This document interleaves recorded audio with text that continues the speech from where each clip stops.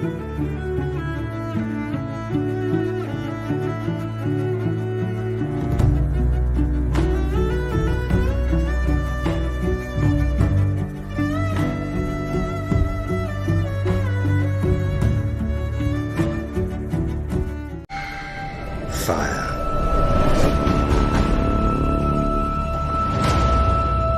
And blood. It's here. It's finally here. I can finally just let go. Guys, welcome. My name is Ryan, and this is the first of 8 breakdowns on Monday nights. Yeah, I'm super excited. I just kind of lost my train of thought then when I just was watching all those trailers and stuff like that. But we have some cool stuff to talk about tonight. We were joined by, well, I joined Headless last night over on his channel. We did an instant reaction thing. We kind of talked quite a lot through quite a bit of it. I think we were just both excited and we both were happy to be back and talking House of the Dragon and stuff. So we're not as in depth with some things tonight on here, but we do have a slideshow and we are going to be talking about some stuff that we definitely didn't talk about last night. And it's going to be fun. And I also have some videos for you guys to listen to and some memes and some clips and things like that. So it's going to be fun. I hope you are all having a great week. I'm going to check the chat. Let's giddy ups from LSAPC saying whatsoever you say to dragons. Welcome in Christina Payne, Headless Ned Stark, and Corey. Good to see Corey in the chat. Thanks for being here, my friend. Look at the thumbnail picture today. Oh, it's sad, right? It's sad. We'll get onto it, guys. We'll talk about Helena very soon. We are going to be joined tonight by 2 guests. We are going to be joined by Headless Ned Stark and Poppy Missouri. So we are going to bring them in pretty quick fire because I don't want to keep everybody tonight. Because if you don't know, I'm also a WWE fan, and tonight is the 17th. So, you know, the Wyatts are coming back. So I want to make sure that I'll get that done as well. But yeah, guys, without further ado, please welcome in my guests, Poppy Missouri and Headless Ned Stark. How you doing, gentlemen? What's going on, guys? I'm doing good. I don't know about you. We all do YouTube, right? I've done this many times, but I'm kind of nervous right now, and I don't know why. That's super strange that I just got nervous all of a sudden as soon as we went live. It was really weird. Maybe just because it's been so anticipated for me and stuff like that. But yeah, Kristen Cole has blood on his hands, bro. I don't care about his hands. I just like his mustache because it's been places I want to go. You know, his mustache is definitely better. Definitely. Poppin, we'll come straight to you. Thank you for joining me. And what's your first initial thoughts on the first episode of House of the Dragon season 2? Can we fast forward and go to Sunday already? All right. Get season 2, get episode 2 going. Yeah, loved it. We're gonna talk about a lot of it, but I loved the intro. I have so many thoughts on it, and I've not read the books. I've not watched Game of Thrones. Everyone knows that, but I have so many thoughts on why that is. Maybe on the. Well, we're gonna break down the intro because you know me, bro. We've got it scene by scene, detail by detail. I'm going to tell you everything about the tapestry, and I've said the word tapestry twice, once and now. So we're going to click this thing because if you remember from season 1. Perhaps Prince Daemon would care for a tour of the gallery. He hasn't yet seen the new tapestries gifted to you by Norvis and Quahor. Would you like to see the tapestry?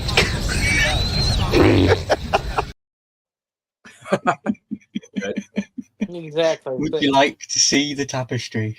Yes. Yeah, love the episode though. Every second of it. I am going to watch it again sometime this week. Because every time you watch it, you see something different. So definitely gonna have to watch it again this week. Yeah, I've watched it 3 times already. I love it. I absolutely love it. It's brilliant. I gave it 10 out of 10 last night, and I don't think that score's going to go down. I'm just so glad that it's back. Welcome in, Tel Talks. Welcome to the stream. Good to see you, buddy. Thanks for being here. Headless, I know we spoke last night, but you've had some time to sleep on it and stuff like that. Are you still sitting around the same score that you're on? What did you think of the episode? Yeah, I think so. It's just, again, I have a feeling some stuff that we see is going to be amazing. And it's hard to score everything at 10, even though the whole series will be a 10 anyways. But yeah, I mean, I like the second time around, and I know they just released the what is it? What do they call it? The building of, or what is it called? They call it, HBO does a special where it kind of goes inside the, I guess like inside the episode, and they're usually like about a half an hour, and they kind of show you how they filmed it and why were some of the decisions made that were made in the episode. So after we get out of here, I'm actually going to watching that. I told Lady Silver I wanted to watch it. I'm like, we'll just wait till we're done with the live and then we can watch it. I should have watched it before the live, but you know, things happen. Well, Lady Stone, if you can hear me, thank you for lending me Headless for a couple of hours. I appreciate it, or at least an hour. We'll be here for about an hour. But guys, we have a what did you call it? A thing put together that I've put a slideshow together. So I thought we'd start with the family tree. We'd get everybody familiar with some of the names and stuff like that, because we've got this coming up quite a lot throughout this breakdown thing. Why did that go full screen? There you go. You got it. Oh crap! There we go. So we start with the tapestry as we had in the new trailer. I just want to say that this is so much better than what we got in the first season. First season was good for what it was. It showed the bloodline, but it was the then and now story, whereas this definitely goes into the history and lineage of the Targaryens and explains a lot more. So this scene is basically the opening scene, and it reminds me of Helena in episode 1 when she's talking about dragon's blood seeding through and creating all that stuff, the poems that she's saying. Charles, what stands out to you about this opening sequence? Was it just because it was just new and you didn't understand some of the stuff depicted? No, I think it stood out to me because it showed like the combination of the families in the family, the intertwining of them. If that, you're stitching two families together, you're stitching history. I know that sounds corny, but No, that's kind of what it meant to me. You keep building on everything you're doing, and it's just amazing. That's bang on. That's not corny at all. That's literally exactly what it is. So the first shot is of old Valyria. You remember Viserys in the first season was making this model town, and that's basically what this was representing. It was the town of Old Valyria, where the Targaryens come from and the dragons come from. And then we have a dragon with fire wings and a human head. I don't know if you caught that. It's very weird, but it's basically the symbolic symbol of the Targaryens and the dragons being one. They say they are the blood of the dragon and stuff like that. So it's all about blood magic and dragon magic. It's all pretty crazy. This one, I've been staring at this photograph more than any of the other tapestries. It's so strange. Headless, what did you think when you saw this in the first time? Yeah, I thought it was really neat the way they, the way they can create that is pretty incredible, honestly. Yeah, I do. I like the first season. I like the whole bloodline thing. But I do. This is like drawing a I don't know. It's like drawing it's a drawing that is a history book, basically. It's something that you would do in elementary school, honestly. Like you would draw the history of whatever it might be, the Iroquois Indians or something like that. And I just think it's really cool how they can even obviously it's all CGI and all that kind of stuff, but it's really neat. And I really liked going, I the thing I caught myself doing the most is as I'm watching it, I'm trying to make sure I knew everybody. And I think I definitely had a couple of misses after rewatching it. And I think we talked a little bit about this last night. And after you had said a couple of the people that were in that. Yeah, I thought it was really neat, man. It's something totally different too for Game of Thrones. So I thought it was great. Definitely. I was super hyped that we got a new intro. Go ahead, Poppin. It's like the lineage, just like their timeline, is what it looks like to me. So yeah, definitely. We have some comments from Corey. Corey says, I love his statue. They miss Viserys. Definitely. LSAPC, I think the general belief is that there will be a WrestleMania War of Dragons this season, but this gives more of a political warfare. Yeah, there's definitely going to be a Dragon War. Yeah. Like we even hear Aemon say in this episode, it's inevitable. Everybody keeps saying that this war is inevitable.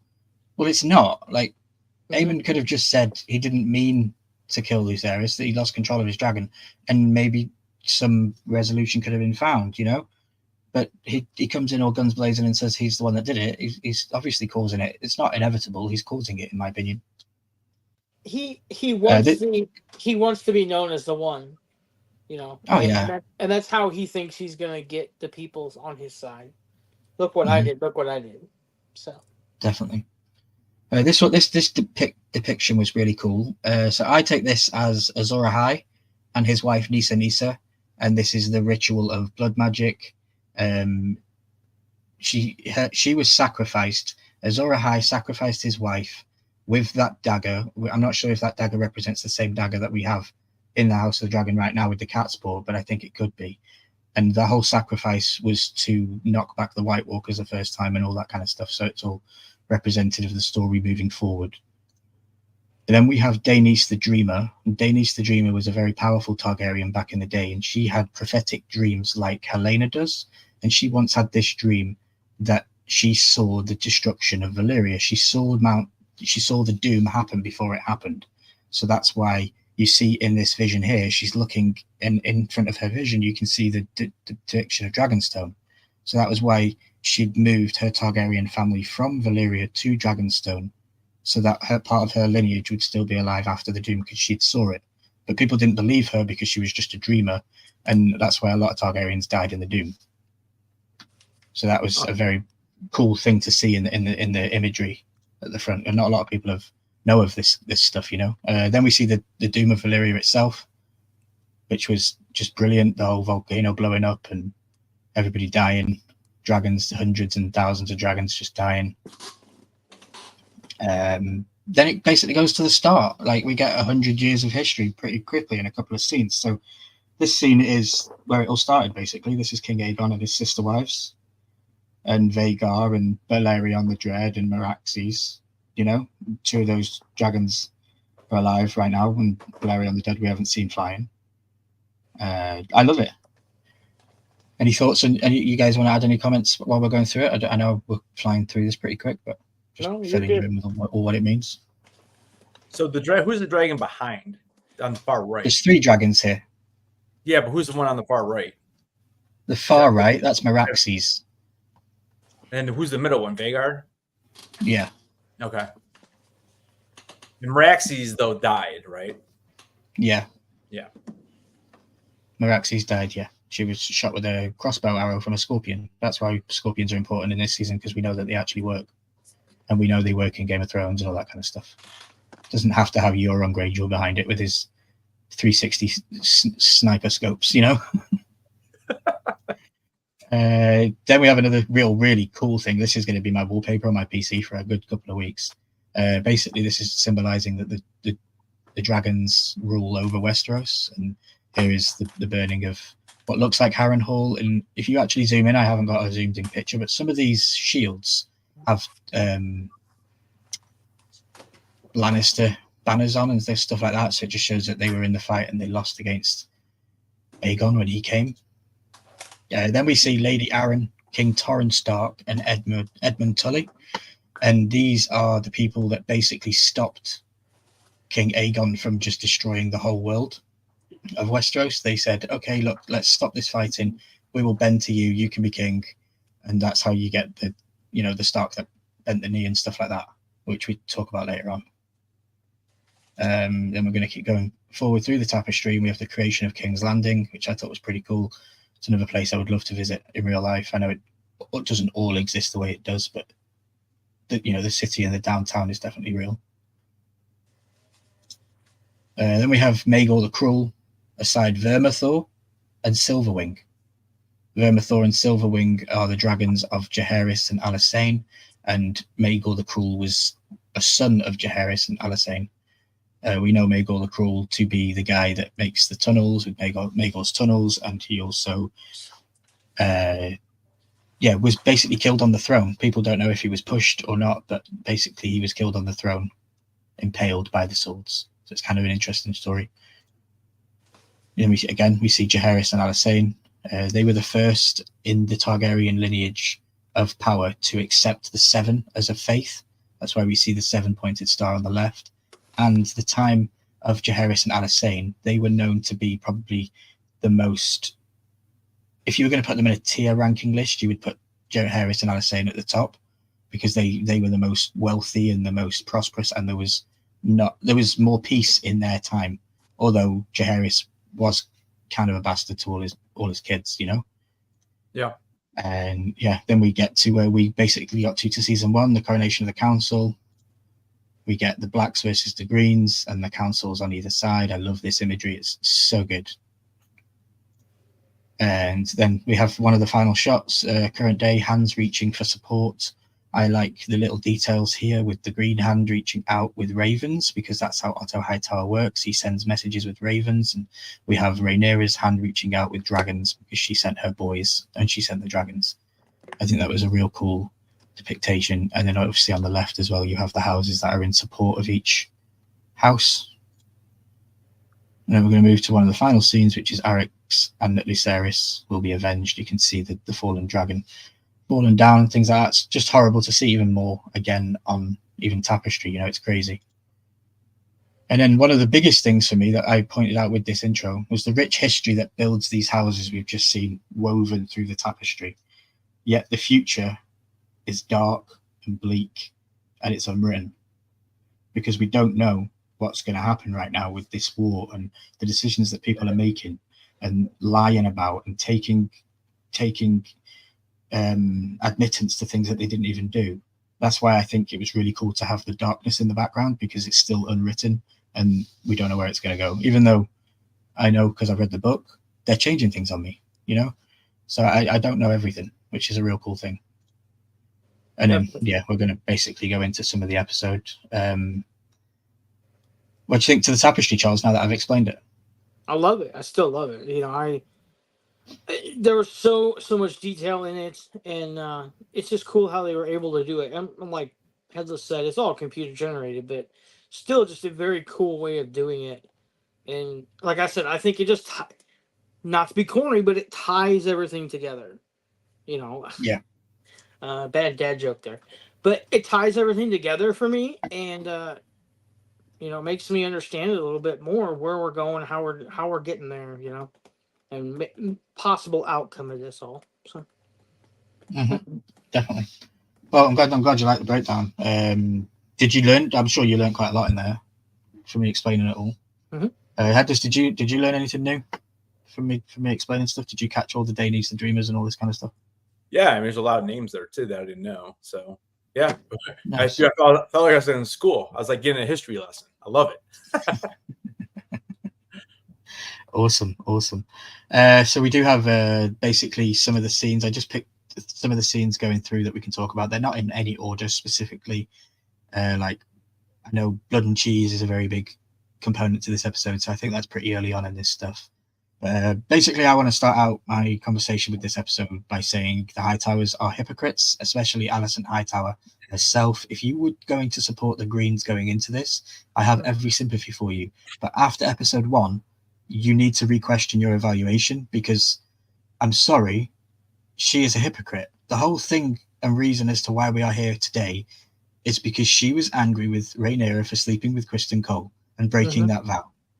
Well, she was doing that. I've heard online today people say, well, they weren't technically having sex. It was just oral sex. So that doesn't count because that's not changing the bloodline history and making kings of making bastards and all this. I'm like, okay, well, that's fair enough. But did you see the end of the episode? Because I'm sure she wasn't just pole dancing.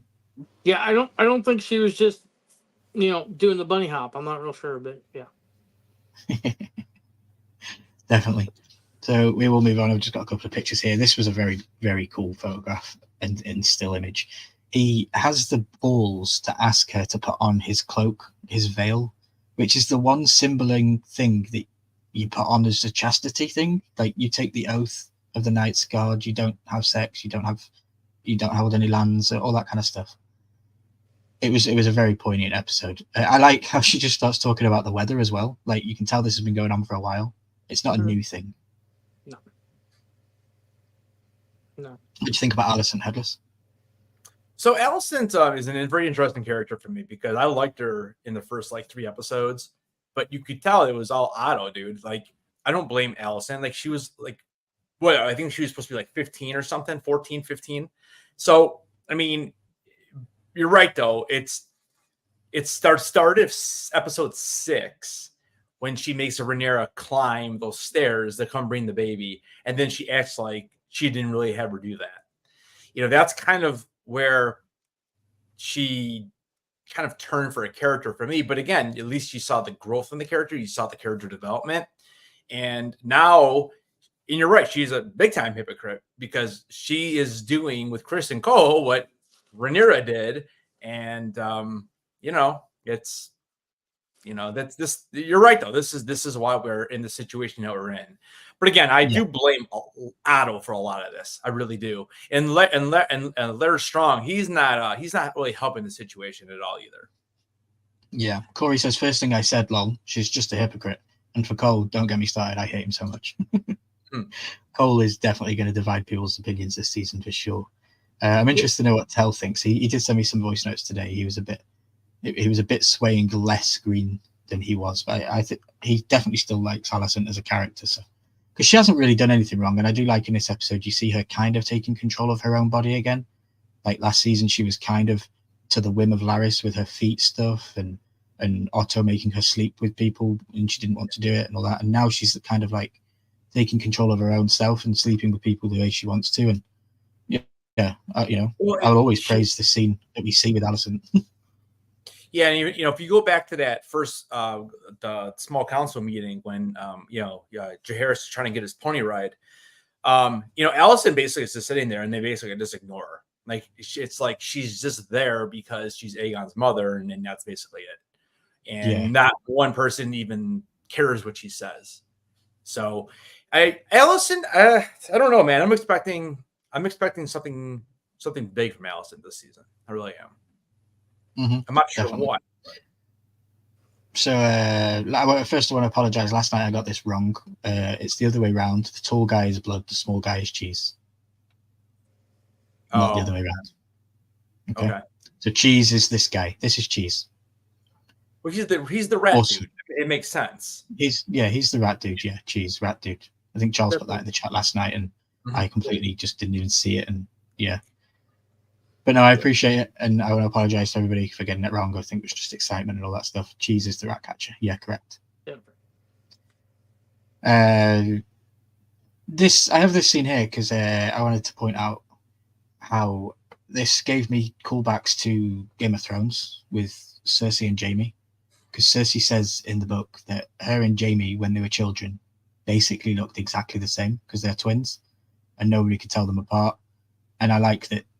Even in this episode, you see Aegon check his kid to see which one it is because he doesn't know which one is which. And they play on that all the way through this episode. We are talking about Blood and Cheese pretty quickly because I know that it's on the forefront of everybody's minds. And I'm disappointed with it. I'll just say that.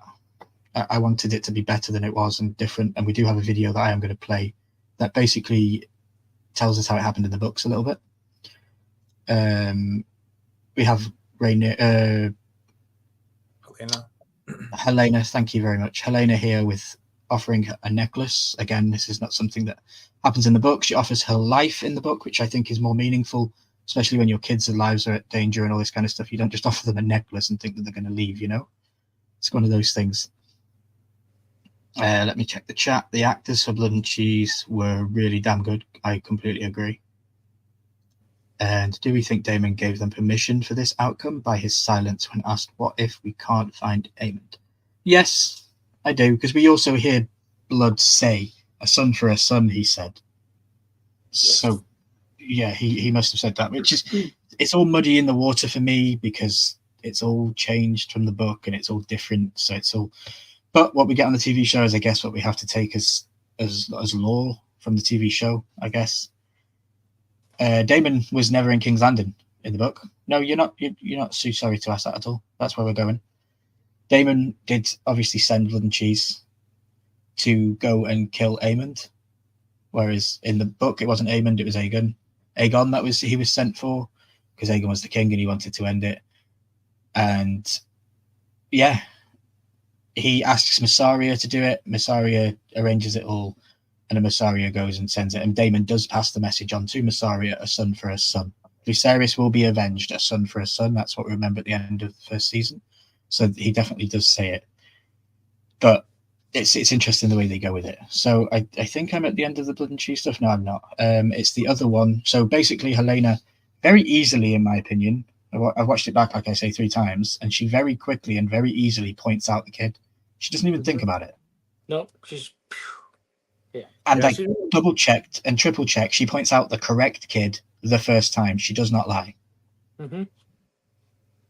Yeah. So it's a very interesting situation, and I was really not happy with the way it happened, because I felt like she should have given a bit more of a fight. I don't like that she was completely mute and she forgot to have emotions in this whole thing. Like, it just really, really bugbeared me that she didn't scream or didn't shout or didn't do anything. Like, maybe, yeah, you're going to die anyway, but still, it's very strange. Do you think that's because, so I don't know how to put this. She reminds me of, I don't know how to put this. She's not all that slick-witted, I don't think. She seems a little bit maybe slower than some people. I would So say maybe she's not comprehending what's going on totally. yeah, I would add, reading from the book, there is no such thing as the spectrum in Game of Thrones and House of the Dragon, but I would say that Helena would be a character that would definitely be on the spectrum. Yeah. So yeah, I definitely agree with you. And kind of like Bran. Yeah. To a point, I think Bran, at least in early seasons. Yeah, definitely. Yeah, I would agree. So here we have a image from a video that we're about to play, just for you guys. So this is basically a video taken from the Game of Thrones and the Song of Ice and Fire, Fire and Blood laws illustrated history, and this is narrated by Catelyn Stark from Game of Thrones. It's 1 minute and 33 seconds, and this explains how Blood and Cheese happened in the books. Her son would be avenged. Whispers slithered through the taverns and back alleys of Flea Bottom. 2 men were found. One was a former gold cloak, the other a rat catcher in the Red Keep who knew all its secrets. History remembers them only as Blood and Cheese. One night, Queen Helena entered the royal apartments with her daughter and 2 sons to put them to bed. Without warning, Blood and Cheese burst in, daggers in hand. They told her that a debt was owed. A son for a son. Blood and Cheese demanded she choose which son would be ripped from her forever. Queen Helena pleaded with the men to kill her instead, but they refused. Weeping, Helena named her younger son, Maelor. Perhaps she thought the boy was too young to understand. Or perhaps because the older boy was King Aegon's firstborn son and heir. You hear that, little boy? Cheese whispered to the younger son. Your mama wants you dead. Then Blood struck off the older boy's head with a single blow. When the guards burst in, they found Queen Helena still screaming, clasping her dead son's body to her, mad with grief. The blood of their children transformed a dynastic dispute into a war of annihilation. The grief and rage of losing a child. So yeah, very, very, very different in my opinion. Yeah. Yeah. The boys are the children are awake for one. Yep. And they're facing her, and she has to have to make that choice. And I like the choice that she makes personally in the book. She chooses the younger one because the younger one hasn't developed those kind of feelings and those kind of emotions to understand what's even happening. I kind of like what LSAPC said too. She was protecting him from the future that may come for him as the heir to the throne. Yeah, yeah, that's a good one. Yeah. I like it. Corey says, I think Helena is very different from her book character. I definitely think she's autistic. I could see much of myself in her. Oh, interesting. Good comment. And here's another good comment. So yeah, it's like there's a good Sure. comment from Jeremy that we do you- missed. do you think Damon gave them permission of the outcome? Yeah, no, I think we spoke on that one already. I think he did. I think he did say this to I think them. he specifically said to Eris, or you think he said the oldest Aegon's oldest son? Yeah, because that's what he is, right? Yeah. He's basically eliminating what he is. He's the next in line. He's the one who could have been, and Damon could have been. It's a son for a son. It's the youngest boy for the youngest boy. Okay. Yeah, I definitely think he did definitely say a son for a son. Like we said in the end of season 1, we hear Lucerys will be avenged, a son for a son. I don't, the episode's called that as well. I think they very much play on it very much. But I like how we don't see it, because it's one good thing with House of the Dragon is they leave all of those things up to interpretation of the viewer. And that's what causes these kind of conversations and all that kind of stuff. And that's what I really like about it, because they're never definitive as to, yes, this is what was said, because this is a history book, remember, that we're learning from Fire and Blood, and it's told by 3 maesters that were never actually there, and they never knew what actually happened. It's just a telling of the histories. So I like how it's a little bit ambiguous as to what actually was said and what actually really happened, Yes. Yeah. I did get a picture of Blood as well. Blood was pretty cool. And then basically we're going to move through to Winterfell. This is one of my favorite parts of the whole episode, listening to Cregan Stark. All men of honor must pay its price. And then we come up to something new, Headless, which might intrigue you as well. This is something new that has never been introduced in the book or in anything. George R. R. Martin has never spoken about this. This is the Starks.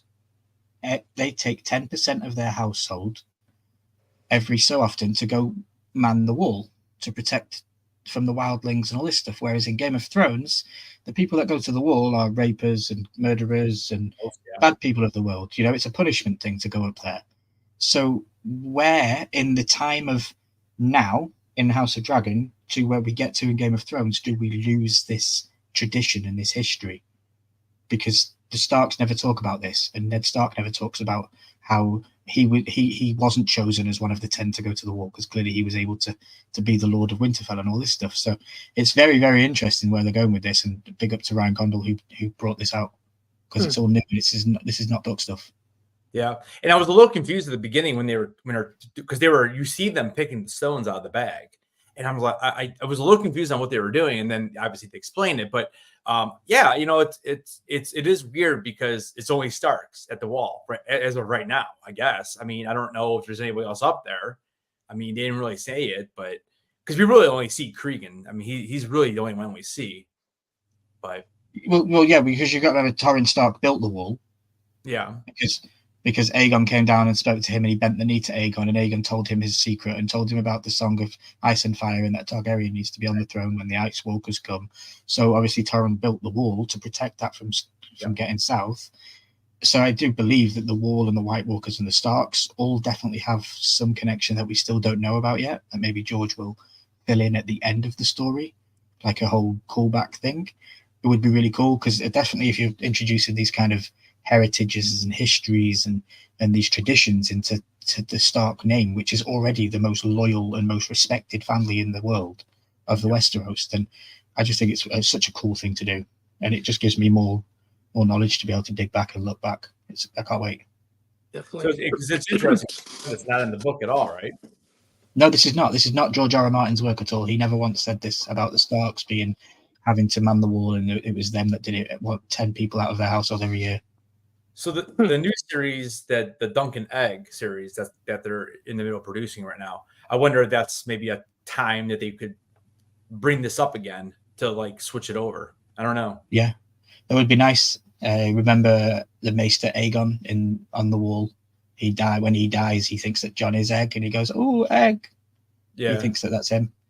Sorry, yes, Charles didn't get that far. Sorry. No, you're good. You're good. No, you're good. I was talking to Christy. I'll be right back. Okay. Yeah, it was cool how you get that. You mentioned Egg, and we could get that callback to the old Maester, which would be really cool to connect the shows. We're going to move on. Yeah, we even get a mention of Torrhen Stark. Surely the great Torrhen Stark. How did he kneel to the Targaryens? Yeah, he did. He kneeled because he was given the power and the knowledge from Aegon of what was to come in the future. It was more important to protect the life. What do you think to Cregan Stark, Charles? I really liked his character. I loved his, and you said this last night in our private chat and then on your live last night with Headless. I loved his accent. I loved just the way he spoke. He's very pronounced, very northern, I just love the character. You know, and again, I didn't watch any. Oh, I watched a little bit of Game of Thrones, so I'm not really up on the Stark family. But if he's anything like the Stark family, I think they'd be okay guys. Did you get through season 1, Charles? I did. I got through like 2.5 or 3, somewhere around there. So you saw Ned beheaded? Yeah. Yeah. Well, Cregan Stark, the actor who plays Cregan Stark, said that he spent at least 7 months when he knew he had this role learning and understanding Sean Bean as a Ned Stark character, and he took a lot of inspiration from him. And even LSAPC comes in the chat, which is really, really cool, because Headless said last night that he thought it was Robb Stark that was narrating it, and LSAP comes in and thinks that it was Jon Snow that was narrating it. Yeah, which is brilliant because they're both very northern characters, very deep, broad speaking fellows. But no, it was Cregan. It was Cregan Stark himself. I can't wait for you guys to hear more of him this season. I'm going to probably be doing those funny TikToks, when people imitate people. I'm probably going to go and do that with the northern voices. So did you not hear the rumor then? What rumor? The rumor is I heard that Cregan Stark's not going to be in the rest of the season. He has to be, bro. That's a false rumor. He has to be. It was there's a one YouTuber said it, and then there was also an article I read about it. Okay, it's very interesting because I know of at least 2 events that happen in this season that we should at least see him in. So I would, again, they could change it because they've changed things already on me in this one episode. So you could be right, you could be wrong. It would be a very big disappointment if that is all we get of him, because it really wasn't anything, was it? Yeah, okay. Fidel's, wow. Welcome in, Fidel. Thank you for coming in. He says you read that as well. And Corey said that voice was spot on. Definitely, Corey. Definitely. Yeah, the voice was awesome. Like we got Jeremy thinking it was Jon Snow. I thought it was Robb Stark. I mean, that's how good it was. Yeah, definitely. You'd have to send me that article because I'll have to check that out. No, I haven't seen it. I'll have to go find it again. So here we have a scene again from some illustrated works. This is Aegon the Conqueror, and this is Torrhen Stark himself taking the knee and saying, "Okay, we'll work with you. We'll build the wall. Thank you for telling us what's going on." So this was like a pact between the Targaryens and the Starks long, long ago, and that's why we have what we have today. Love these photographs. Very cool. We have Jace, who I don't know why, this is probably stupid, but every time I look at Jace, I look like he's the female version of Rey Skywalker, the male version of Rey Skywalker, and I can't unsee it. It's so weird. He says that we cannot wage it without your support of the North. And Cregan Stark says the North is all we know. So I have this here. This is a little map of Jacaerys's flight. Because I was a little bit annoyed in this episode. It was like Jaehaerys had a jetpack. Because he went all the way to Winterfell and all the way back to Dragonstone in one episode. I don't quite like that. That wasn't that good. It should have took him at least another episode to get back to his mother, maybe. But we know he's not an electric Mustang, so he can make it. Yeah. If it was an electric Mustang, it would take him like 6, 7, 8 days. Yeah, so we also have here his... obviously, from Dragonstone at the bottom of the slide, he goes to the Eyrie, and then he goes to the Sweet Sisters. He goes to White Harbor, which is the biggest city in the north, which we haven't actually seen in television yet. So I'm hoping we get to see that this season. And then he obviously goes up to Winterfell, which is very north. And then he flies back down to Dragonstone, all in one episode, apparently. Yep. We have the family tree again. Use the portal, Mitchie would say. Yeah, exactly. Might as well. I don't know why they don't introduce those kind of things. Black magic. Exactly. We have the funeral for Lucerys. I like this wizard guy here on the right. I don't know who he is. Don't know what. It just looks pretty cool, pretty badass the way he's dressed. And you don't see those kind of people in the world of Westeros and stuff like this. And little Joffrey broke my heart this episode. He is probably the fieriest of Rhaenyra's 3 children. He has, especially when Lucerys dies, he becomes very enraged and wants revenge, even as a little boy, and he grows up with so much resent and hatred towards the Greens. Maybe we'll see more of that going forward. This literally If it wasn't for the fact that Headless was playing the episode backstage for me, so I had no control over pausing the damn thing, I was crying my eyes out backstage watching this. And I couldn't pause it, so I had to quickly get over myself and quickly recover just to know what was going on. But just this scene, guys, when he comes in and he's so manly, isn't he? And he's man of duty, and he gives the orders to his mother, who he even what does he call her? Your Grace. Mm-hmm. Yeah, he doesn't even call her mum. Like Tell Talk sent me a voice note today. He was just itching for. He was like, "Bro, just give your mum a hug. Just say hi, mum," and stuff like that. And he didn't. It was all like, "Your Grace, Your Grace," and I felt it. This scene. It was so hard. Charles, what do you think of the episode up to this point? How were you feeling coming into this? It was a very mournful episode. Yeah, it was kind of quite dark, but it needed to be the way the first season ended for sure. We didn't need to just jump into something. We needed to kind of explain where we're going now and where we're going to be going. And I think it works out really well. I love that she only has 4 words in the whole episode. I just love it because those 4 words I'm hearing them all day long today, and I'm just like, man, somebody with 4 words in an episode like this. Powerful. Definitely, and she's the main lead actress. Not she.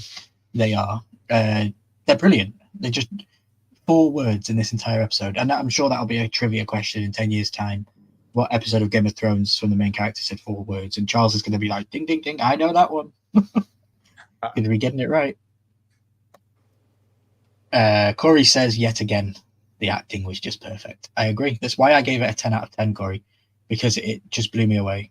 It really did. I'd waited so long for this episode to come, and with the advanced knowledge of knowing the book stuff and all this kind of stuff, I know the big stuff that they're going to do, but then they change it on me. So I was very, very happy and very pleased with the way it came out. Just not with the execution of the way they did it. That's why I give it a 10, but I'm still disappointed, if that makes sense. Here we see a fantastic parking job of Rhaenyra. She comes in and parks this dragon better than Headless could ever park his Mustang in the garage. Yes.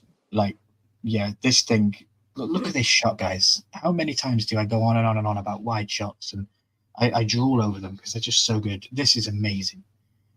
Like, they have the cave that leads straight into the dragons.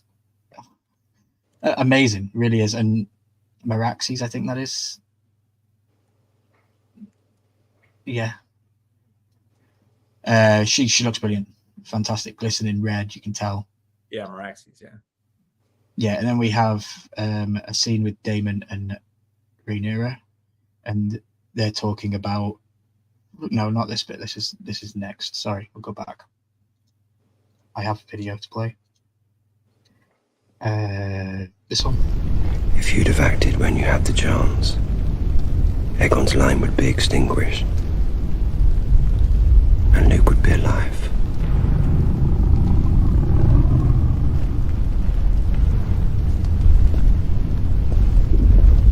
Fly with me. It is a command. Would that you were the king.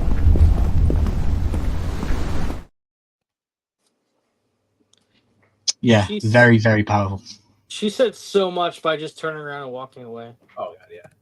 She said more by walking away than if she had a week's full of lines to say right there. Mm-hmm, definitely.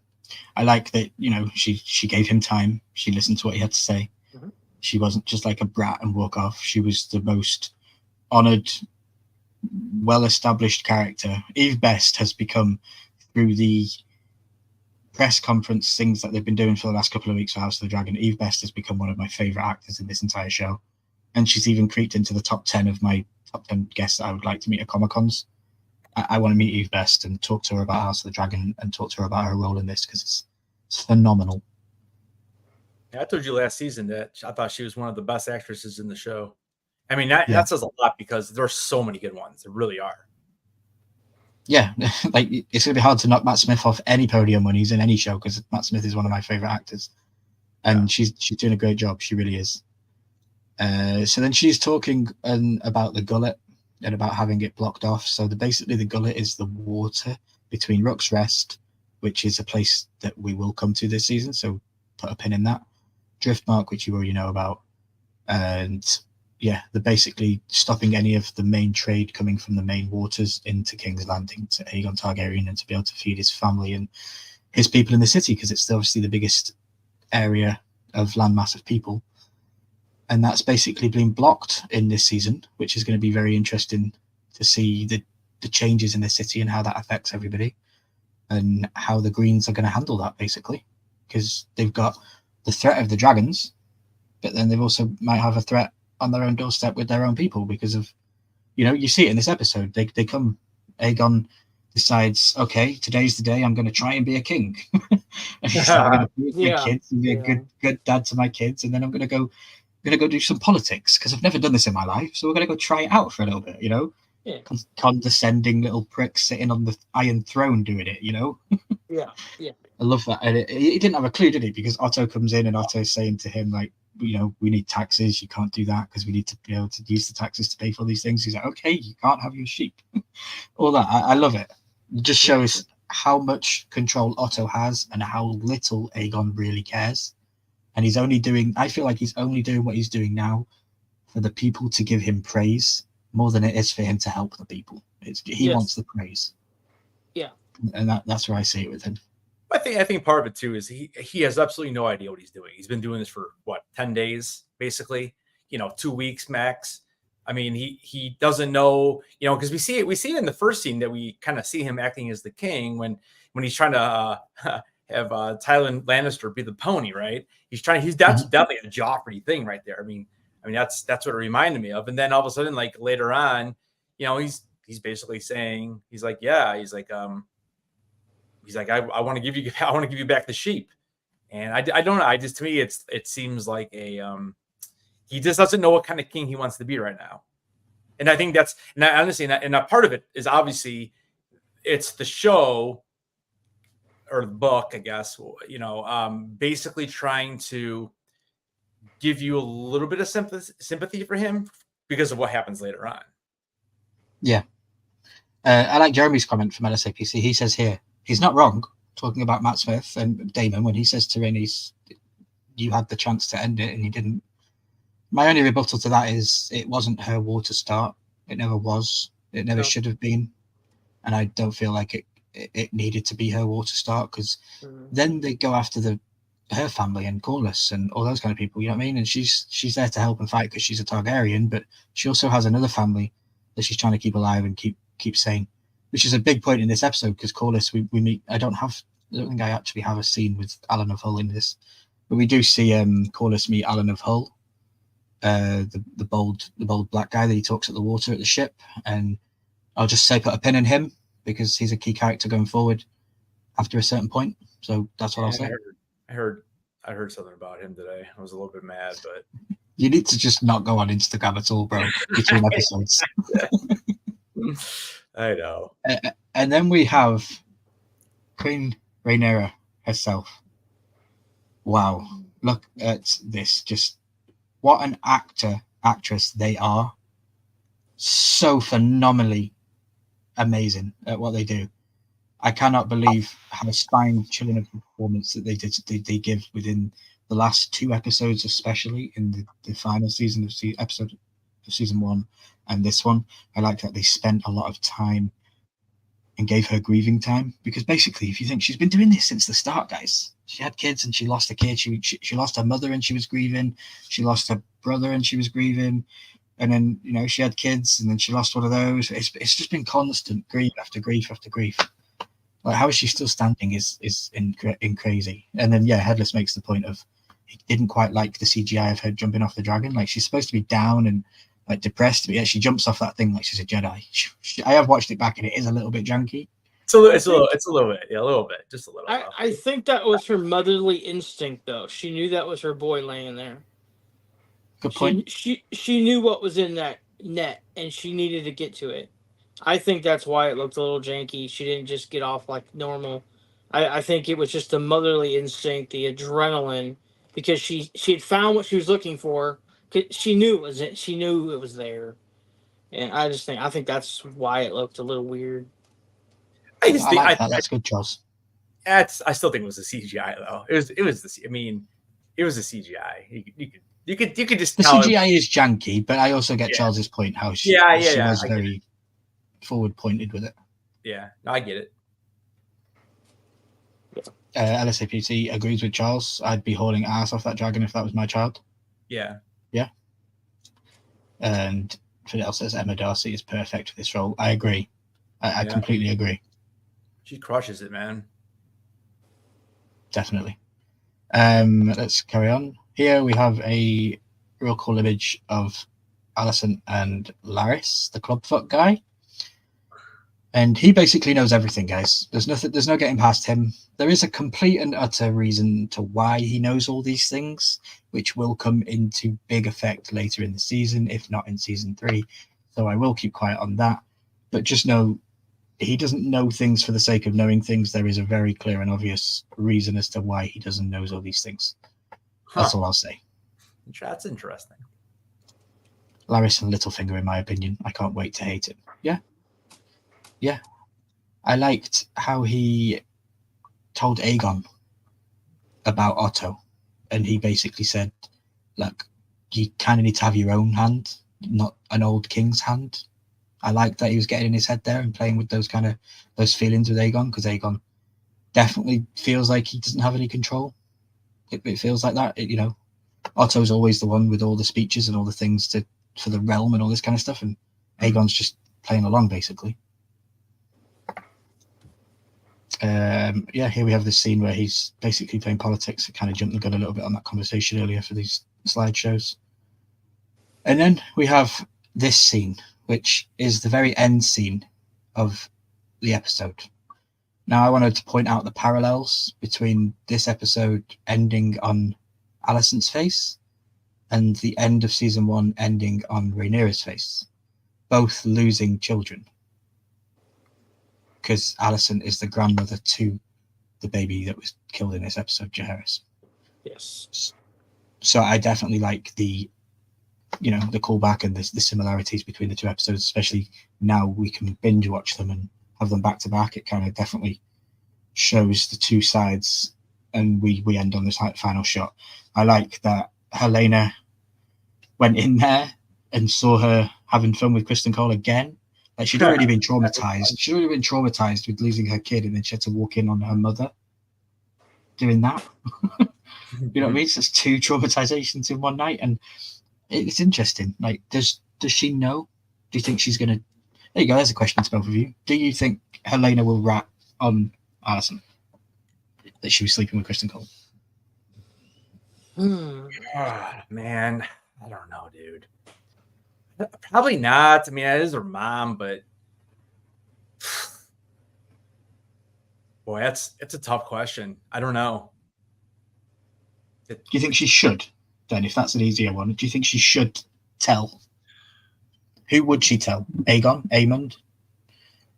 Yeah, I guess Aegon, but man, it's tough because, like you said, it is. I mean, granted, it's her brother, which is, it's just the whole family thing gets all kind of weird, anyways. But I don't know, Charles. What do you think? I don't think she's gonna have to. Yes, tell talks. Yeah, is a polite term. She was riding Cole's pole like a gun. Yes, Chris. I saw this on Twitter. Kristen Cole is his name now, apparently. Yeah. No, I don't think she's gonna have to say anything because too many people know. There's more people than that know what's going on than we think. I think one is gonna talk to her soon about it. Let's put it that way. It's my opinion. Again, I have never read, never seen, nothing. But I think it's going to come out within a couple episodes here and rack the world. And it's not going to be Helena that says anything about it. Interesting, because I can only from episode 1, I can only think there's only other one person that knows, and that would be Laris, right? No, there's another one, I think. Interesting. Okay. So for me, I had a really cool thought when we saw the scene between Kristen Cole and Aemond, and they were scheming about who was going to be on the front line of the war and all this kind of stuff. And Aemond says basically the queen she has two tongues. She's a hypocrite, basically. She says one thing and does another. I don't think in that moment in time, Aemond even knows that Kristen Cole is sleeping with his mum. I don't think he knows right now. Mm. And I also don't think he knows that Kristen Cole slept with Rhaenyra either. So I don't know where we're going to go with that. But I did definitely like those conversations. Hey, Dino Joe. Yeah. Okay. See, interesting. Yeah. I like it. Good to see you, Joe. Thanks for being here, bro. Umpty, good to see you, bro. Hey, Umpty. Yeah. Oh, thanks for watching last night's live, bro. Yeah. Well, when they're in the council, and she walks in, and then Christian Cole walks in, you can see Otto's face pans to both of them. Yeah. And he just shakes his head. So, Yeah. So he knows. Yeah. That's a good point. I've watched it 3 times and I never caught that. Yeah, that's a good point. I saw that. He kind of eyeballs them both, and he's like, he just has that like shameful father look, you know. I know what my daughter's doing, you know. Yeah. Does he care? I don't think he cares because it's not out there. But if it was to get out there, then he'd flip the lid. But he knows. He knows. Yeah, that's a good point. Then I thought that look. Yeah. I thought we would end the stream and the conversation with tonight's episode. And please, guys, if there's anything in the chat that you feel like you need to talk about from this episode and I haven't, let me know in the chat and we'll talk about it. But yeah, I just because we spoke quite heavily on that Headless stream last night, I didn't want to give you guys basically copy and paste content the next day. So I tried to be different with my stuff. That's why I brought this slideshow and stuff. Where should Cole have been if he wasn't in bed with Alicent? Okay, yeah, okay, that's a very good question. Let me bring this down. So in the books, there are guards on duty in the castle and in the Red Keep. There are more guardsmen in the Knights' protection, in the King's protection, than just Kristen Cole. But in the show, we don't really get to see that, and it doesn't really depict that. And yes, Jeremy, you are correct. Kristen Cole was supposed to be standing in the way of the doors so nobody could get to the hand of the Tower of the Hand, Otto's base. In the book, Blood and Cheese have to go through a secret passage and they climb up the Tower of the Hand through in between the bricks in the walls and past all the security guards on the spiral stairs. And then they find themselves in the maid's chambers where Helena always goes every night and takes the children to see their grandmother. And that's where they waited. So it was definitely harder for the Blood and Cheese to get in there in the book, because they do make point that they couldn't get into the Maegor's Holdfast, which is the central part of the King's chambers, which is very locked down, and that they couldn't get into that. And that's where you kind of see them in the episode arguing downstairs. He's like, I don't know where to go. And he pushes him and he says, you better get me upstairs now. Well, they basically just walk up the stairs. In the book, he says, okay, I know a secret passage, and they go in between the walls and then climb up, which makes more sense. So yeah, it's too easy in the show, way too easy. I don't like it. Don't like how they just walk straight in and do all that kind of stuff. And yeah, we've watched the video of how they changed it. In my opinion, it was all very different. And we do have a little meme that we'll get to.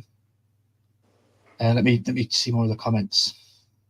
Sounds like Cole might get blamed for the child's death. Could be, yeah.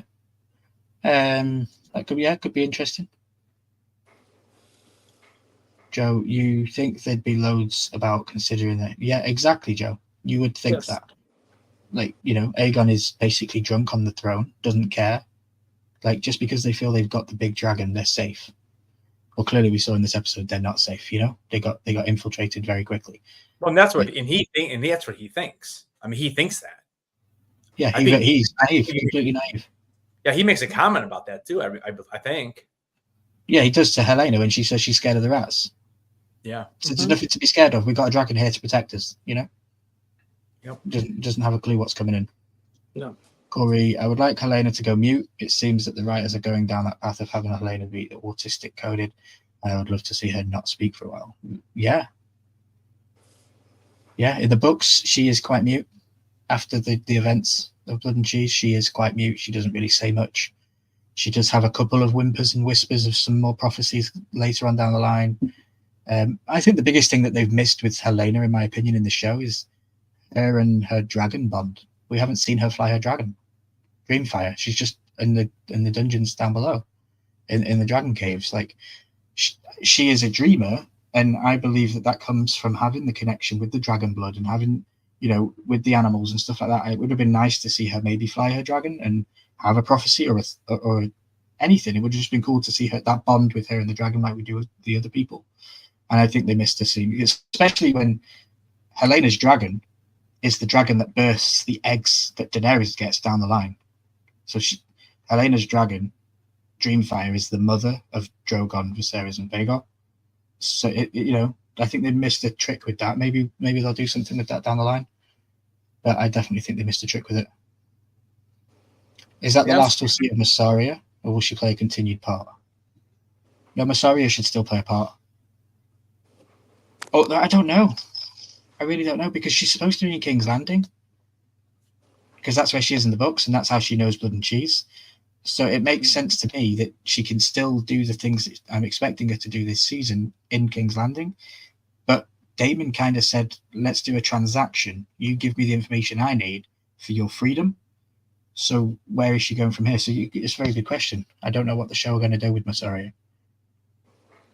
We'll see, because I do think that there's still a battle between the Spy Masters that we need to see, Mysaria and Larys. I do think that there's a battle between those two.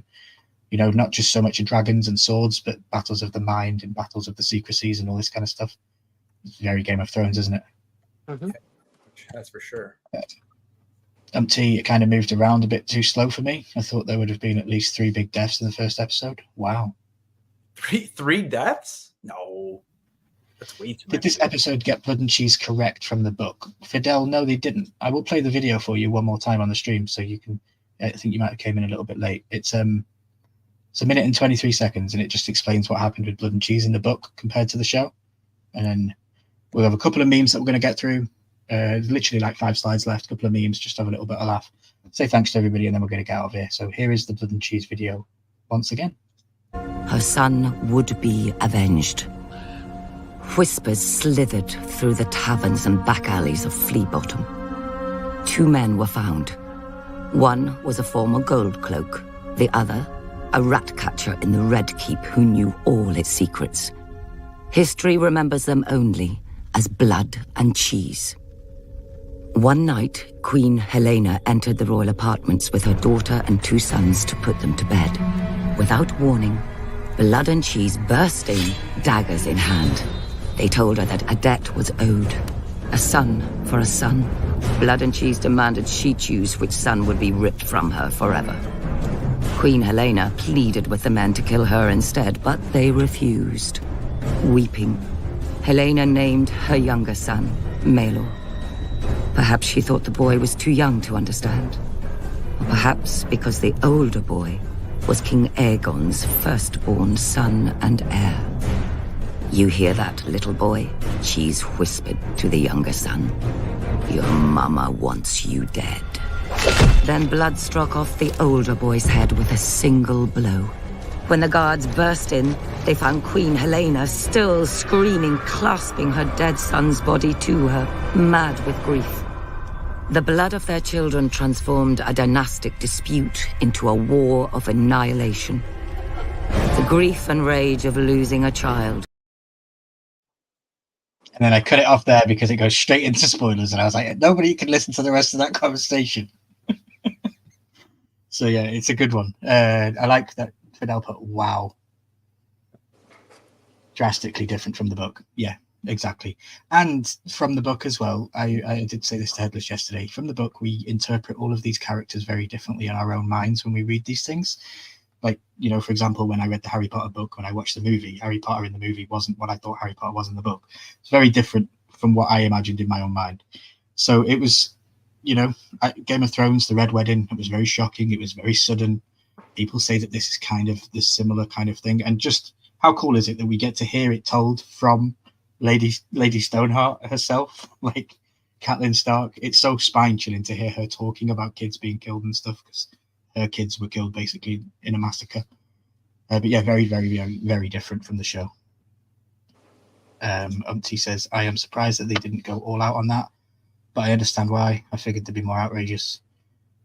Yeah, well, that's going to be part of my memes in a minute, Umpty. But let's run this show down to an end, shall we? So I thought we'd do Dragon Watch to end the show, guys.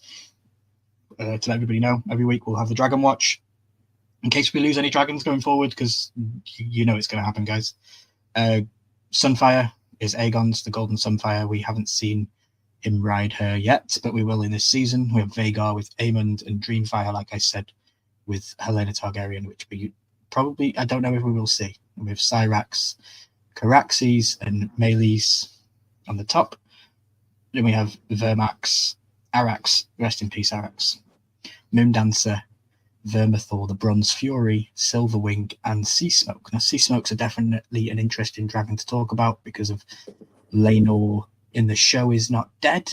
In the book, he is. That's why these new characters coming into season 2 can claim Seasmoke, whereas in the show, they haven't killed Laenor. So, for me, they need to explain what happened to Laenor before anybody else gets on Seasmoke. Yeah. Because of the connection with the characters. In the book, it's explained way before this even happens. It's a definitive answer. Laenor is dead. Whereas in the show, we see him ride off into the sunset on his little boat. So what's going to happen with that? And I need them to answer that. They can't just brush over that and ignore it, because it will be a big key point for me going forward. Because technically, Seasmoke would not be able to bond with anybody else if their current rider is alive. Doesn't even matter if they're 1,000 miles away. If they're alive, they will not bond with anybody else. Then we're going to go to this one, because I have something hidden here. This is in white here. This is Tessarion. This is Alicent's brother. And Daeron. Daeron is in Hightower, and Daeron rides Tessarion. We haven't even met him yet. I don't know if we're going to meet him, but he is in Hightower. He has a blue electric dragon, one of the coolest looking dragons that's out there. I don't know if they have the scale of CGI available to do him justice. Maybe that's why we're not seeing it, because they just know that it's not possible to make him look as majestic as he is announced in the book. So that's my only guess. I just saw Tell ask that question. Does Alicent's brother have a dragon? Yes, Tessarion. Tessarion, the blue electric dragon. Then we have, obviously, at the top, we have some that we've already mentioned. But down here we have Seasmoke. We have the Cannibal, which I've mentioned before is a wild dragon that lives on Dragonstone. We have Grey Ghost, which is another one that will be seen flying in the clouds high above, usually with sheep in his mouth. That was one of the things. So he steals a lot of sheep. And Sheep Stealer, because Sheep Stealer and Grey Ghost don't get along, and they usually live on opposite sides of the islands because they don't get along. I hope to God we see at least Cannibal this season. I know we saw Vermithor inside the Bronze Pit, but it'd be cool to see him out and flying, and it'd be cool to see the Cannibal at least, because the Cannibal is one of the most deadliest and scariest dragons in Game of Thrones history. He's amazing. Like, people just go up to him and he just eats them. It doesn't even give them a chance. Just, oh, gone. I just hope that we don't see any of our main characters going, 16 dragons. Yeah, 16 dragons. It's crazy, right? And in 3 seasons, we're going to probably lose all of them. It's pretty crazy, right? Yeah, it's mad. So we have some memes. So I can excuse child murder, guys, but I draw the line at kicking a damn dog. Right? Don't kick the dog. I wanted to see the baby's head in that guy's hands, but when they kicked that dog, I was going to cancel my HBO subscription. I was like, what the hell? So, LSAPC asked the question, what was the purpose of the dog? It was just to blend in, because he was a rat catcher and dogs look for rats. Okay. To be honest, I thought he picked the dog up and was going to throw it in the fire when he lit his torch, to be honest with you. That's what I thought he was going to do. Yeah. The dog was added for TV purposes. It's never a thing in the book. Okay. Yeah, they had to do something, though, because they literally walk right in front of the throne. I thought that was a little odd. But it makes sense. I like that. I like that, because they were literally hiding in plain sight. Yeah. right in front of them. You know, it was the daily path. The rat catcher had been doing this for days and days. You know, we had rats in the first season, so it was like we knew King's Landing had an issue with rats, so it made sense that they had all these rat catchers. He blended in, Yeah. The downfall of Blood and Cheese is going to be magnificent. I'll just say that. Then we have a cool little thing I found on Google. This was a cool little meme thing. Daemon and his dragon and Aemond and Vhagar. Cool little image. I thought that was Charizard there. No, bro, these are real cool dragons, not lame ass anime ones. I don't care if I upset anybody. Quickdraw's probably already unsubscribing. And then we have this one from Fidel himself. He tagged me in this on Facebook today, and it really made me chuckle. This is Daemon's head on Olenna's body from Game of Thrones, and it's "Tell Alicent and Otto, I want them to know it was me." One of the most shocking revelations in Game of Thrones history. Everybody know. Well, you kind of knew if you watched it properly, but not a lot of people did. When Helena gave out that secret to Jaime, it was gobsmacking. Yeah, this was a real cool meme. Thought we'd have in there. I can't stop laughing at that picture I tagged you guys on. Yeah, there you go, Fidel. That's the one. Love it. I told you it'd be in the stream tonight, and thank you for being here to see it. I really appreciate it. And yeah, guys, that's the end of my slides. I don't have any more slides. 48 slides this week. Nice. I feel like I gave you guys something different than what we spoke about yesterday on Headless's stream. That was one of my biggest things that I tried to do, because I know last night we kind of got carried away with it. Headless, I believe that you're not here next week, correct? Well, we'll be gotta figure out how Sunday you're not here. Right. I'll be on my channel on Tuesday breaking it down. Yeah, so I'll go on Sunday for literally 30 minutes. I'm not going to go long. I'm going to go 30 minutes on Sunday, straight after the episode, let people know what I thought of it. Not going to get into any details whatsoever, really. Just my initial thoughts and my score. And then on Monday, I'm going to do my breakdown like I just did. And then on Tuesday, we're going to go on Headless's channel and we're going to talk about it. And whatever we didn't cover on Monday, we'll speak with Headless. Yep. Let me just check the chat. So I assume Daemon wanted Aemon dead, as Vhagar wouldn't be available for war. Yep. Yeah. Kill either one of them, I guess, right? And yeah, Daemon and Aemon are destined to collide. You know that they are basically the same person on both sides. Oh yeah. You know what I mean? They are both basically the same person on both sides, and it's going to be such a good story to come out and to tell between the two of them, and the stories getting together. Corey, thank you very much. I appreciate it. We'll be here every Monday, every Sunday, and the odd Tuesday here, there, and there. Jeremy again. That's why I don't think Daemon would be okay with the outcome he paid for. I don't think Daemon's going to take blame at all, Jeremy. I think he's going to say, "No, I told them to kill Aemond. I never told them to kill anybody else. It's not my problem. It's not my fault." That's what I think he's going to do. I don't think he's going to take the blame. Yeah, like in this, there was a scene where it was the Rhaenys and Daemon scene. You know, when she's talking to him, he cannot look, and go back and look, guys, on season 1. Whenever Daemon's taking any sort of like emotional connection with a character or he's being told off, he can't look at them. He looks down. He looks straight. He's always looking in a different direction when someone's telling him something that's truthful and real to him. He can't look at them directly. Whereas when you look at Rhaenyra on the other side, she takes on guilt in everything. That's why she looks the way that she looks, because she takes it on her whole body. Whereas Daemon just blocks it. He just puts a barrier up and blocks it. And he doesn't deal with grief at all, and he always just wants to keep moving forward. But yeah, I do think that we will see slowly him start to deal with it. Yeah, great point. Thanks, Jeremy. Yeah, guys, as Fidel says, till next time. I appreciate all of you. Charles, what you got coming up this week? Feel free to plug away, and then we'll get out of there. Yeah, just a couple little things. Probably drop a video on our hidden channel tomorrow. Pick some cool stuff up for that. Comic-Con this weekend. Gonna put some videos out for that. Get ready for that. So, all I got. Awesome. Headless, what you got coming up this week? Tomorrow, the plan is to drop a video on House of the Dragon, and it's going to be about Helena, actually. And I just created the live, actually. I'll be live tomorrow night at 8 o'clock going for Funko Fun Day tickets. It is 5:30 Pacific, 8:30 Eastern. So I'm going to pop on at 8, and I will try to give you all the information I have on that. And I will be stressful in that stressful situation, trying to grab these tickets as well. So tomorrow night, if you're going to San Diego Comic-Con and you're going to try for Funko Fun Days, tomorrow night we'll be live, and we'll see what happens. It's already stressful, and I just found out about it. So, and then we'll be live again Wednesday, breaking down the Acolyte episode 4. And if you haven't seen my latest video, it's got quite a few comments on it, and I've had to delete a couple.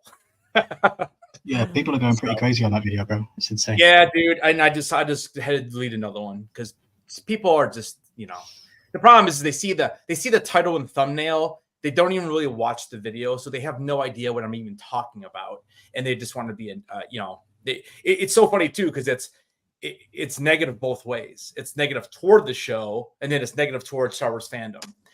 Like, watch the video and comment on what the video is about, and but I'm not gonna keep repeating the same thing over and over to these trolls. So, I get you, bro. Yep. Well, there's 10 people in here, so before we get out of here, I'm going to let you know what I've got coming up on my channel. But I can't do these fancy poll things that Headless does in the chat because I'm not monetized over here. My channel is if it wasn't House of Dragon, it would be literally as dead as most of the dragons that are going to happen in this show. So, if it wasn't for House of the Dragon, I do have a secret channel as well, like that Charles mentioned here. I've mentioned it a couple of times. If you've been listening and you're aware, then you probably know what it is. But I'm not saying it out loud. But I'm doing really good on it. I said to you guys, if I was thinking about doing content on the Ryan Milky channel, unless it's House of the Dragon, I really don't know what I would do. And it would take me a week to try and think of something. Whereas within that week, I've already put 3 videos out on the new channel, 3 shorts, and I've gained 17 subscribers. So we're flying. So I'm really happy with it. We've got like over 10 hours of watch time on 3 videos. So my average view duration is like 8.5 minutes. Pretty good. I'm happy with it. It's going good. Hopefully it sticks on. But I want to thank everybody here as well, because you guys have always given me the passion and the stuff that I know to be able to go and put it to the test on a real channel as well. Because this is just like my main channel, my Play About channel, and where everybody knows me for House of the Dragon and stuff like that. So yeah, I'm going to have a video coming out this week, but it's going to be basically what you've already heard. It's going to be a more easier, well-spoken video on the tapestry at the beginning. I'm going to go through it all, explain it all, and that'll be a video that'll be on YouTube for people to watch over and over again if they want to be able to understand the tapestry. And then I'm going to give you my honest thoughts on Blood and Cheese now that it's all been said and done, and I've been free to speak freely on the matter after it's been happened. So nobody can be afraid. I would also want to urge all of you to go check out my video that I did a couple of months ago about what I expect to come in season 2 of House of the Dragon. Because I was quite shocked. Some of the stuff I actually got wrong in there, like already. So definitely go check it out because, I'm the all-knowing three-eyed raven Game of Thrones guy and I actually get things wrong. So it's really interesting, and Ryan Condal's keeping me on my toes with that kind of stuff. But yeah, guys, that's pretty much it. It's been fun. We went a little bit longer than I thought we were going to go, but I appreciate you all. Yes. I'm trying to find. I think we have a meme to play. Do we have a meme? Let's play the tapestry one more time, and then we have a meme. Perhaps Prince Daemon would care for a tour of the gallery. He hasn't yet seen the new tapestries gifted to you by Novus and Quahor. Would you like to see the tapestry? I wonder if that was real, or if that was like they kept that in and it was him just trying to make Matt laugh. But this is one of my favorites. So we have all this arguing over who's going to be the king, who's going to sit on the throne, who's going to do all this, right? So we're going on for hundreds and hundreds and hundreds of years, and you've got good old Bran just sitting at the end.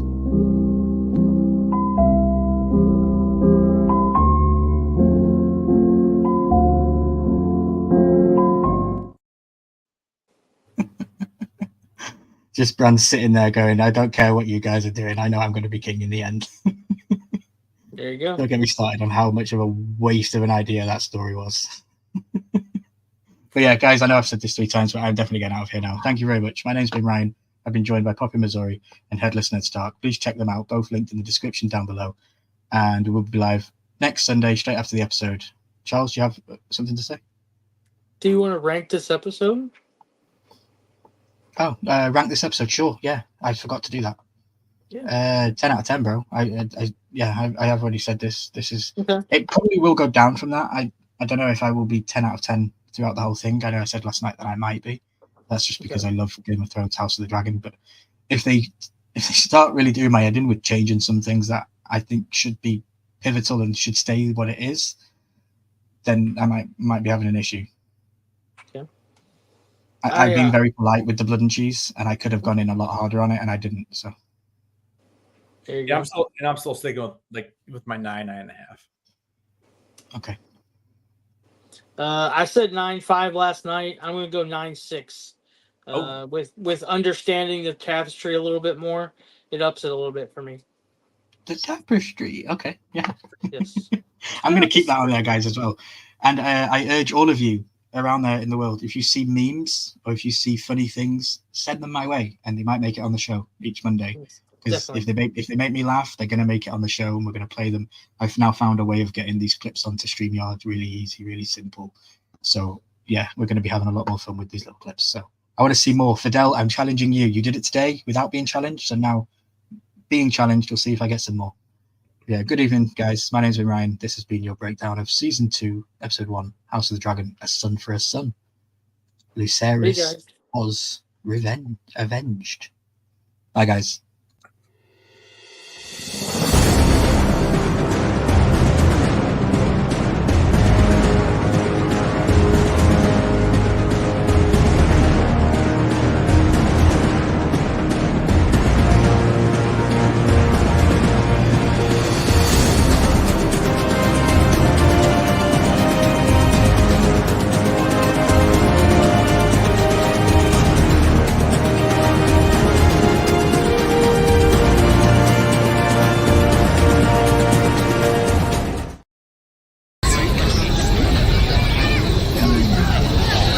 Perhaps Prince Daemon would care for a tour of the gallery.